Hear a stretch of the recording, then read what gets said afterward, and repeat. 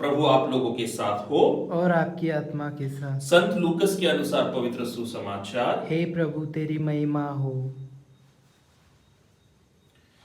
नित्य प्रार्थना करनी चाहिए और कभी हिम्मत नहीं हारनी चाहिए, यह समझाने के लिए ईसा ने उन्हें एक दृष्टांत सुनाया। किसी नगर में एक न्यायकर्ता था जो न तो ईश्वर से डरता और न किसी की परवाह करता था। उसी नगर में एक विधवा थी। वह उसके पास आकर कहा करती थी, मेरे मुद्दई के विरुद्ध मुझे न्याय दिलाइए। बहुत समय तक वह अस्वीकार करता रहता। बाद में उसने मन ही मन यह कहा, मैं न तो ईश्वर से डरता और न किसी की परवाह करता हूं, किंतु वह विधवा मुझे तंग करती है, इसलिए मैं उसके लिए न्याय की व्यवस्था करूंगा, जिससे वह बार बार आकर मेरी नाक में दम न करती रहे। प्रभु ने कहा, सुनते हो कि वह अधर्मी न्यायकर्ता क्या कहता है? क्या ईश्वर अपने चुने हुए लोगों के लिए न्याय की व्यवस्था नहीं करेगा, जो दिन रात उसकी दुहाई देते रहते हैं? क्या वह उनके विषय में देर करेगा?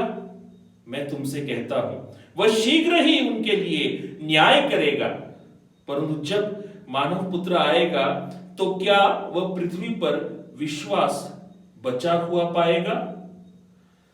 प्रभु का सुसमाचार। हे क्रिस्त तेरी स्तुति हो।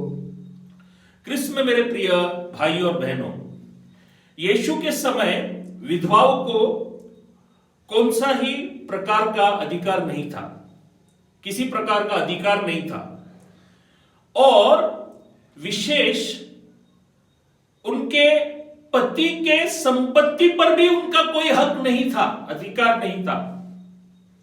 समझो, एक पत्नी उसके पति को खो जाती है, वो पति मर जाता है, तब क्या होता है?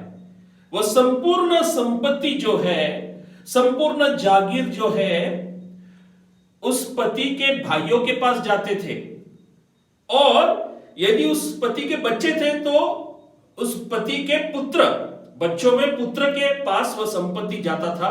विधवा को कौन सा भी प्रकार का अधिकार उस संपत्ति पर नहीं था। और इज़राइल देश में विधवाओं का यह जो संकट था, आर्थिक संकट, यह न्याय मंदिर तक पहुंचता था। यीशु अपने समकालीन परिस्थिति का उपयोग करके हमें भी उस विधवा की तरह दृढ़तापूर्वक आगे बढ़ने का संदेश दे रहे हैं। किस बात में हमें दृढ़ता दिखानी चाहिए? हमें प्रार्थना में दृढ़ता दिखानी चाहिए।